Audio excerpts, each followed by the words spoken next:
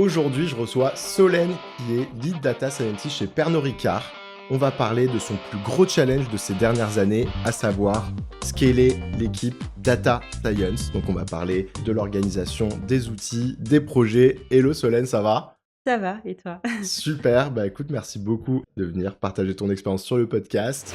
Petite news, on a lancé avec un ancien de Criteo un collectif de top freelance data issus des plus belles boîtes pour délivrer des projets data. Si vous souhaitez travailler avec les meilleurs freelances, contactez-nous. Je vous mets le lien vers le site en description.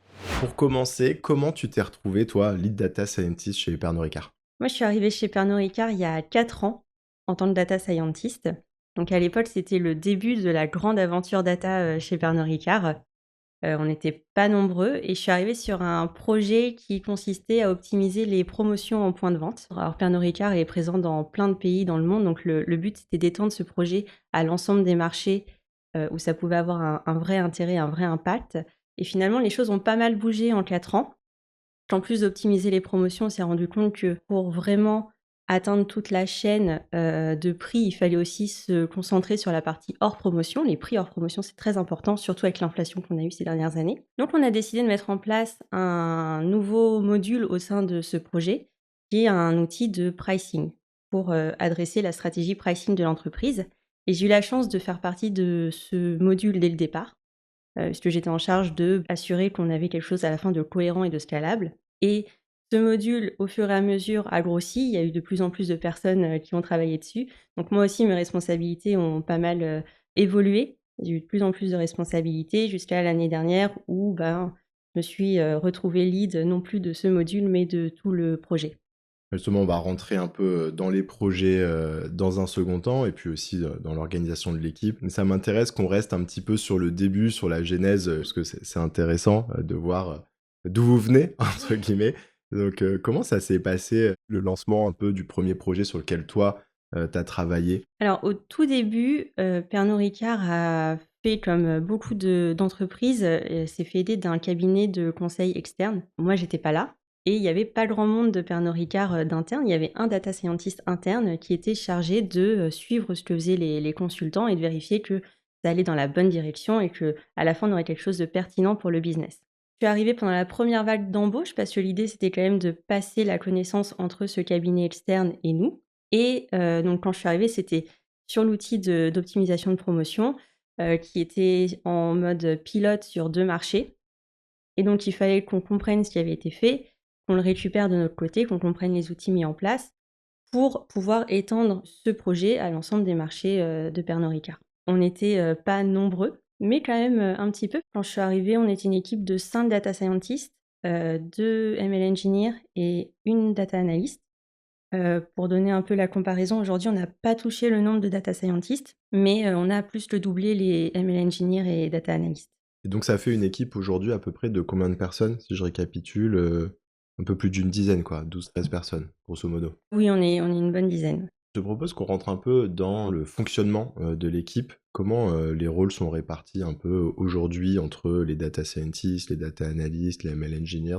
C'est vrai qu'on a 3 profils principaux, data analyst, data scientist et ML engineer. Les data analysts et data scientists vont être vraiment ceux qui vont être en front avec le business, qui vont essayer de comprendre les besoins business. Je vais commencer peut-être par expliquer le rôle des data scientists parce qu'il est assez central entre, data analyst et ML engineer. Donc ce sont eux qui vont aller, sur un marché pour essayer de déployer nos outils et nos modèles. Ils vont comprendre les spécificités du marché, adapter nos outils et nos modèles en fonction de ça et également essayer d'entraîner le marché, de l'accompagner, de le faire adopter, nos programmes, de machine learning. En plus de ça, ils ont un rôle transverse, puisqu'ils vont mettre en place des outils qui vont être utilisés sur tous les marchés. Donc par exemple, s'il y a besoin de mettre, un outil de monitoring ou un outil, de visualisation de résultats, ce sont eux qui vont travailler dessus. Après, il y a la partie, data analyst. Donc eux, ils vont vraiment être le point de contact clé des marchés.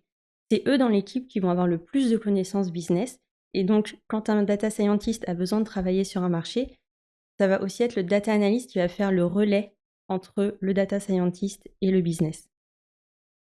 Une fois les modèles déployés, c'est aussi les data analysts qui vont s'assurer de leur monitoring et du refresh des modèles, quand nécessaire. Ils vont aussi pouvoir faire évidemment des études ad hoc ou n'importe quel type d'analyse qui peut être utile au marché. Et ensuite, il y a les ML Engineers. Donc eux, leur but, c'est vraiment de décharger le plus possible les data scientists de tout ce qui est dev et software engineering. Ils vont beaucoup collaborer avec les data scientists pour mettre en place tout ce qui est outils transverses. Une pratique qu'on aime bien, c'est faire beaucoup de pair prod entre MLE et data scientist, parce qu'on pense que c'est vraiment quelque chose qui profite aux deux. Chacun apprend de l'autre. Donc c'est quelque chose qu'on fait beaucoup. Et enfin, on a un dernier profil qui n'est pas partout, c'est un research scientist qui va être dédié à faire de la R&D. Et ça, c'est vraiment un formidable atout d'avoir quelqu'un dédié à ça. Alors évidemment, il ne peut pas faire de la R&D tout seul, il va devoir s'appuyer, selon le besoin, sur les autres profils qu'on a. Mais c'est quand même quelque chose, Mmh. d'assez, particulier chez nous.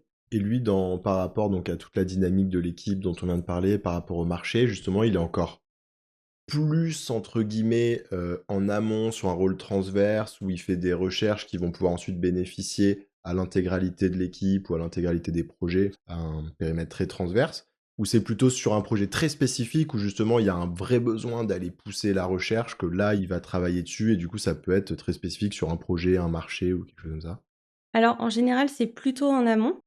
On pense que ce qu'il va faire, ça va vraiment bénéficier à l'ensemble des marchés et c'est pour ça aussi qu'il a besoin des data analysts et data scientists pour comprendre l'ensemble des marchés qu'on a et l'ensemble des besoins qu'on a. Il va avoir besoin d'ML engineers pour automatiser et industrialiser tout ce qu'il fait. Ça peut parfois être sur un besoin ponctuel pour un marché, mais c'est quand même beaucoup plus rare.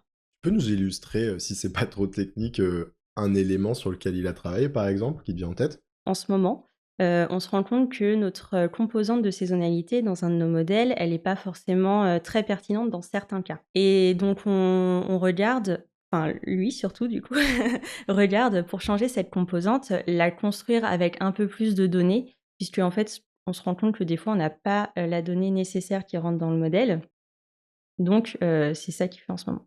OK, excellent. J'avais une question, tu y as déjà partiellement répondu, mais j'ai quand même envie de la poser. On le voit de plus en plus sur le marché un peu, hein, une convergence entre le rôle du data scientist et du ML engineer. Mais en fait, ça dépend des contextes, ça dépend des boîtes, hein, mais c'est vrai qu'il y a des boîtes qui ont eu un peu ce parti pris de dire: «OK, aujourd'hui, il y a un peu moins besoin de cet aspect exploratoire parce qu'il y a de plus en plus, on va dire, de choses qui sont prêtes sur étagère, avec les librairies et cetera et donc on va mettre plutôt le paquet sur cet aspect ML engineering. Parfois, c'est des équipes data scientists qui se sont un peu rebrandées ML engineer et avec de la formation, ils sont allés développer des compétences sur les axes sur lesquels ils étaient moins avancés, donc de mise en production, d'engineering, et cetera. Mais ils ont gardé cette partie exploratoire et donc pour avoir des équipes finalement qui a un périmètre plus large, hein, donc c'est d'autres enjeux. Vous, c'est quelque chose à un moment qui vous est passé par la tête ou c'était pas du tout adapté à votre contexte? Alors c'est pas vraiment une question qu'on s'est posée pour l'instant. C'est vrai qu'on est encore en phase d'expansion, donc on va encore découvrir des interlocuteurs business, tous les jours. Aujourd'hui, les data scientists, ils vont, vraiment aller, sur tous les marchés, comprendre les spécificités de ces marchés et surtout, montrer, nos résultats, essayer d'embarquer le marché, de leur faire comprendre, ce qu'on leur fournit et c'est pas du tout un rôle que nos ML engineers aimeraient prendre, au sein de Pernod Ricard. Néanmoins, c'est vrai qu'il y a une vraie question, qui est, bah, au fur et à mesure que le projet avance et donc au fur et à mesure qu'on déploie tous nos marchés cibles, on va avoir de moins en moins besoin de data scientists. Puisque une fois les spécificités marché traduites dans les modèles, c'est vrai que normalement le data scientist laisse la place aux data analysts pour faire vivre ces modèles sur les marchés et aux ML engineers pour, maintenir tous ces modèles. Donc à terme, on aura de moins en moins de data scientists, mais pour l'instant, on n'est pas du tout dans cette, phase-là. Oui et c'est sur une verticale donnée où effectivement vous avez scalé le cas Exactement. d'usage ou le programme, sur tous les marchés et donc potentiellement derrière, il y aura peut-être d'autres, programmes, à lancer. Ce retour marché que je ressens moi, il est peut-être aussi lié à des boîtes, plus petites, tu vois? Peut-être à des scale-up où il y a encore un peu moins cet enjeu de marché, de spécificité dans les modèles et cetera et donc peut-être que plus vite ils sont allés vers, cette convergence parce que ça faisait sens dans leur contexte mais je me rends compte que dans des grosses boîtes, type CAC 40, en termes de scale, bah, il y a quand même peut-être besoin de garder ces 2 fonctions, séparées pendant plus longtemps et voilà et peut-être même, si ensuite tu viens rajouter des programmes, peut-être pendant très longtemps. Tu peux nous parler, de votre stack data science, des outils clés que vous utilisez? On travaille, en Python, comme beaucoup de gens. On va utiliser des librairies assez classiques comme scikit-learn ou Pandas ou NumPy.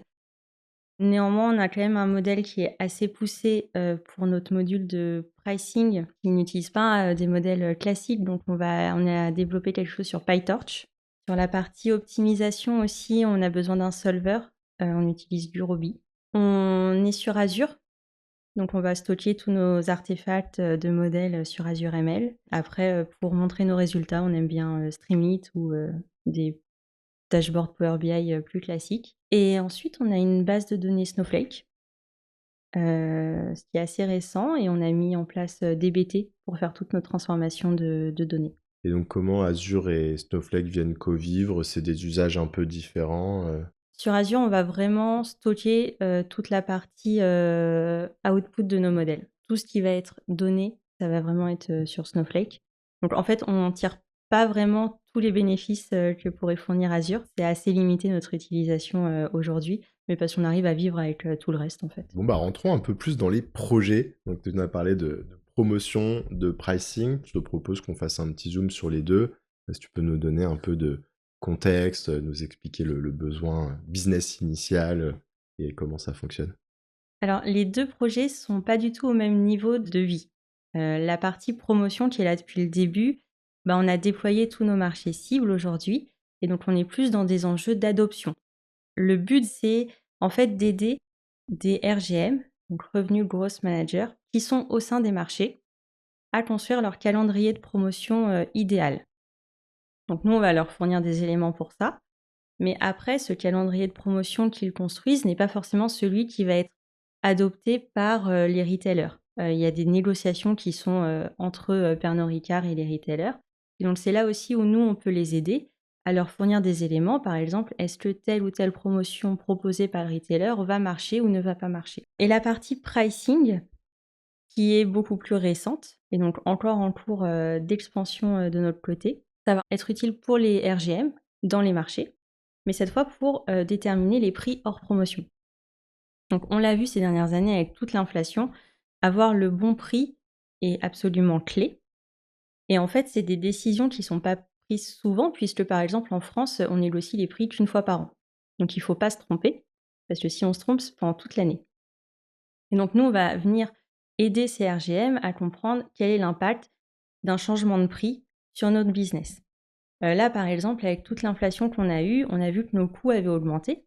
Donc si on ne bougeait pas notre prix, on allait, diminuer nos marges. Mais si on augmente notre prix, forcément, on va perdre du volume, et est-ce que cette baisse de volume va être compensée par la hausse de prix? Ça, c'est toute la question à laquelle on essaye de répondre. Et pour toutes les catégories de produits, on peut facilement imaginer la complexité, quoi. Tous les marchés, peut-être avec des spécificités, etc. C'est ça, il y a beaucoup de produits, beaucoup de marchés, et en plus, on va très, très loin puisque on essaye d'estimer, la même chose pour nos concurrents. Et est-ce que si on augmente nos prix, ça part à la concurrence, ou est-ce que les gens arrêtent d'acheter? Voilà, c'est toutes ces questions auxquelles on essaye de répondre. On va quand même très, très loin pour essayer d'aider au mieux à prendre les bonnes décisions. C'est excellent. Pour donner un peu plus de contexte, on avait fait un épisode avec le directeur data de Pernod Ricard, donc David. C'est l'épisode 54 pour ceux que ça peut intéresser. On avait parlé des grands programmes data science qui étaient lancés et la promotion et le sujet de pricing, donc tout le programme que toi tu portes, est l'un des 3 grands programmes sur lesquels Pernod Ricard a investi depuis quelques années maintenant. Et je trouvais ça intéressant de reparler de ce point de contexte, peut-être pour des gens qui connaissent pas la grande distribution ou le secteur du retail de manière générale, ils s'en doutent peut-être pas, mais le sujet de promotion est un sujet vraiment clé, et c'est pas pour rien que Pernod Ricard a décidé que ce serait l'un des 3 sujets data science sur lesquels ils allaient investir massivement. Si on prend un peu de recul maintenant sur ce dont on a parlé, donc le lancement de l'équipe data science, quelles ont été les plus grosses difficultés que vous avez rencontrées en tant qu'équipe, et puis peut-être même toi aussi en tant que lead maintenant, à un niveau plus personnel? Alors, déjà, je vais commencer par un défi technique. Comme je l'ai dit, le module de pricing, et on va très, très loin, on a beaucoup de choses à déterminer et c'est des signaux qui sont très, très faibles. Donc on n'a pas pu passer par des modèles, classiques, courants. On s'est, pour ça, fait accompagner d'un research scientist pour aller très, très loin dans nos réflexions, et on a décidé de partir sur une modélisation qui n'est pas forcément très courante, En tout cas, peu de data scientists ont ce genre de compétences aujourd'hui sur le marché. Donc c'est vrai que c'était un challenge puisque en plus on avait peu de retours sur expérience de mise en production de ce type de modèle. Donc on a dû faire des choix sans forcément beaucoup d'éléments d'information, avant. On a dû former les équipes, donc c'était quand même une grosse décision de partir là-dessus. Aujourd'hui, on pense qu'on a pris la bonne, mais c'est vrai que c'était un nombre de défis à relever assez, important. Et après, il y a des défis plus, humains.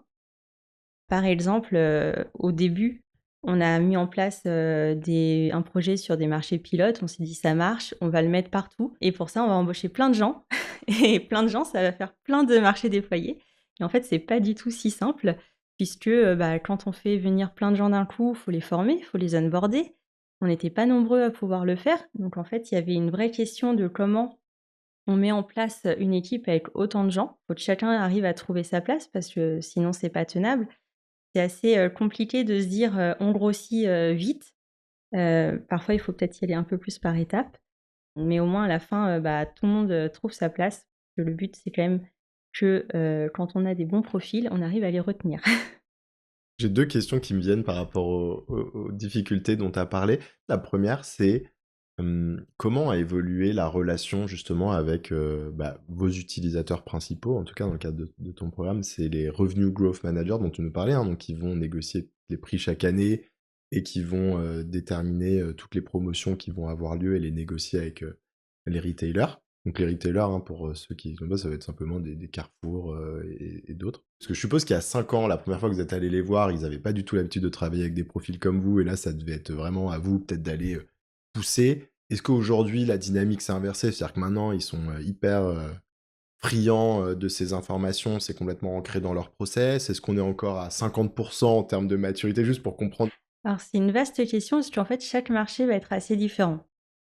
Quand on est arrivé il y a 5 ans, il y avait des marchés il y avait plusieurs types de réactions. Il y avait des marchés très friands, qui voyaient un vrai potentiel et puis il y avait des marchés qui n'avaient pas du tout envie de travailler avec nous parce qu'ils pensaient qu'on allait faire le travail à leur place, qu'ils allaient devoir, juste, suivre ce qu'on leur recommandait, sans apporter, bah, leur plus-value à eux. Parce que c'est pas du tout le cas, donc il y a beaucoup de pédagogie à faire pour leur faire comprendre que nous, on vient les aider à prendre leurs décisions, mais on vient pas décider à leur place, on vient pas faire leur travail. Et c'est vrai que ça a pas mal évolué, aussi parce que, bah, on a déployé un peu nos plus gros marchés, ceux qui pouvaient aussi être les plus réticents parce que justement ils avaient accumulé beaucoup de maturité sur ces questions et ils voulaient pas, forcément, voilà qu'on vienne, les embêter. Là aujourd'hui, on déploie des marchés plus petits qui sont plutôt très friands d'avoir de nouveaux outils, sur lesquels s'appuyer parce qu'ils ont pas forcément, ce niveau de maturité. Donc c'est vrai que ça évolue pas mal et pour les marchés, avec qui on a commencé il y a 5 ans, ça dépend d'où on a commencé. Il y en a qui étaient très réticents au début et qui disent qu'ils pourraient plus se passer de ce qu'on a mis en place. Certes, ceux qui étaient déjà, friands au début, bah, continuent à l'utiliser. Mais c'est vrai qu'il y a eu pas mal d'évolutions en 5 ans. J'avais une deuxième question qui est plus en lien avec le sujet dont tu as parlé sur le research scientist, qui est venu voilà, déployer, on va dire, peut-être des technologies plus récentes ou des modèles moins connus. On dit souvent qu'aujourd'hui, dans des boîtes dont la priorité c'est le business et qui sont pas des boîtes de data au sens à la base, qui est le cas de 99% des boîtes, hein, on dit souvent que on cherche des data scientists qui ont pas envie de faire de la tech pour la tech, qui justement sont très business, vont être capables de dire qu'en non, là, il y a pas besoin d'un modèle, et qui du coup vont aussi s'épanouir dans un environnement où on n'est pas toujours en train de faire, le state of the art, de la data science. J'ai l'impression que chez vous, bah, peut-être il y a peut-être les 2. Il y a peut-être des projets sur lesquels, effectivement, la prio, c'est le business, on n'est pas en train de révolutionner la data science, on utilise des choses qui sont assez standards et donc le challenge technique, parfois, va peut-être être assez light et il faut s'épanouir dans ces conditions-là. Mais d'un autre côté, il y a d'autres projets, comme tu me le dis, notamment avec, le research scientist où là, bah, vous allez aller pousser les barrières parce que vous arrivez sur, on va dire, des contextes où il y a besoin d'aller mettre en place des choses, super innovantes. Comment les équipes réagissent à ça? Est-ce que c'est des profils vraiment différents que vous allez avoir et que, bah, petit à petit, vous allez créer presque des tracks un peu différentes? Ou est-ce que quand même il faut que chaque profil soit polyvalent et capable de s'épanouir dans les 2 cas? Alors, c'est très bien résumé. Nous, on a fait le choix de ne pas avoir des équipes, spécialisées dans un cas ou l'autre. Chacun peut travailler sur chaque, module et c'est vrai que ça va être des enjeux, différents. Parce que quand il faut faire évoluer le modèle de pricing qui est très compliqué, ça va pas du tout être la même chose que de rajouter une feature au modèle de promo qui est beaucoup plus simple. C'est pas la même chose et en même temps, quand on est data scientist, je pense qu'on peut s'épanouir dans les deux cas. Alors parfois, c'est sûr que si on reste trop longtemps sur l'un des sujets, ça peut être répétitif. C'est bien de pouvoir changer justement et c'est pour ça qu'on a fait le choix de cette polyvalence. Mais normalement, le rôle d'un data scientist, c'est vraiment de pouvoir faire les deux. Quelles sont les prochaines étapes pour l'équipe Data Science chez Pernod Ricard? Alors, on essaye de chercher des nouveaux sujets, qu'on peut, adresser avec la data, en permanence, hein, chez Pernod Ricard et les sujets peuvent être très variés. Moi, personnellement, je viens de commencer sur un sujet qui me tient très à cœur et pour vous dire à quel point les sujets sont variés, parce qu'on essaye de tirer profit de l'IA pour, aider notre transition vers une agriculture, régénérative, pour, avoir des terroirs, très résilients. Puisqu'on le sait avec le changement climatique, il peut y avoir des risques pour, l'agriculture et l'agriculture, c'est quand même le cœur de nos boissons. Donc on essaye de tirer profit de nos données et de la connaissance de nos terroirs pour, contribuer à élaborer des plans de transition efficaces et pouvoir, concentrer nos efforts sur des ressources, et des mesures agricoles qui sont le plus, efficaces à la fois pour la nature et pour l'homme. Super intéressant. Écoute, Solène, on arrive sur les dernières questions. Est-ce que tu as une recommandation de contenu à partager à nos auditeurs? Oui, alors, c'est vrai qu'il y a plusieurs aspects sur lesquels pour moi il faut, toujours, essayer de progresser. C'est déjà l'aspect technique et pour ça j'ai des recommandations assez, classiques, Medium ou, TLDR, que je trouve assez sympa et puis tout ce qui est Coursera. J'ai fait pas mal de Coursera, c'est très, très bien fait et ça va assez loin. Et ça, pour avoir un ordre d'idée, c'est un bon benchmark, je pense aussi pour des profils qui vont être, plus jeunes.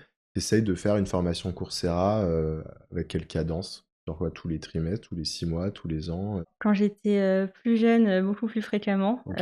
Aujourd'hui c'est Oui, moins le j'ai temps. moins le temps.